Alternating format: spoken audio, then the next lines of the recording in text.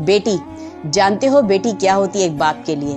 बेटी अपने बाप के लिए गुड़िया होती है, शहजादी होती है, परी होती है, उसकी लाडली होती है, जिसके लाड उठाने के लिए वो हर वक्त तैयार रहता है। अगर बेटी कह दे कि अब्बा मुझे फला चीज़ पसंद आ गई है, मुझे फला चीज़ चाहिए, मुझे लेकर दें, तो अगर उस बाप की हैसियत ना भी हो तो भी वो अपनी बेटी की ख्वाहिश को पूरा करने के लिए हर मुमकिन कोशिश करता है और अपनी बेटी की ख्वाहिश को पूरा करके उसकी पसंद की चीज़ उसे ला कर देता है ताकि उसकी बेटी खुश हो जाए।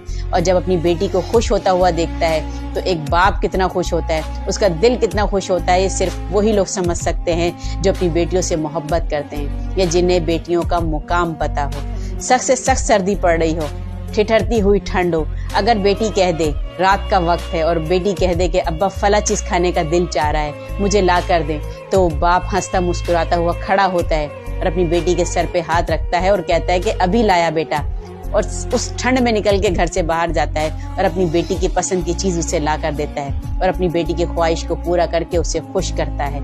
ये जो तुम कहते हो ना कि भूखे नंगे घरों से आती हैं और हमारे घरों को बर्बाद कर देती हैं, याद रखो कोई भी बाप अपनी बेटी को भूखा नहीं रखता। अरे बाप के नज़दीक तो बेटी की वो अहमियत होती है कि अपने मुंह से निवाला तक निकाल के खिला देता है, क्योंकि एक बाप के लिए उसकी बेटी एक गुड़िया होती है, उसकी शहजादी होती है, उसकी परी होती है।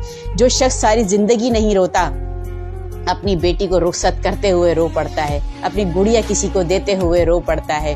ये होती है बेटियों की अहमियत। किसी की बेटी को रुस्वा ना करो, किसी की बेटी को जलील ना करो, किसी की बेटी के ऐब ना उछालो। याद रखो अल्लाह ताला फरमाता है कि अगर आज तुम किसी के ऐबों पे पर्दा डालोगे तो बरोज़े क़यामत में तुम्हारे ऐबों पे पर्दा डालूंगा।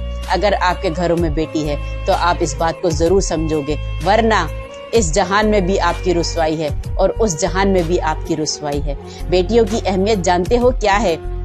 नबी पाक सल्लल्लाहु अलैहि वसल्लम से मिलने के लिए जब बीबी फातिमा तशरीफ लाया करती थी तो नबी पाक सल्लल्लाहु अलैहि वसल्लम अपनी जगह से खड़े हो जाया करते थे और उनका हाथ अपने हाथ में लेकर बोसा दिया करते थे और फिर उनको अपनी जगह पे बिठाया करते थे। ये होती है बेटियों की अहमियत। याद रखो बेटी अगर दुश्मन की भी हो तो भी उसके अच्छे नसीब की दुआ करो।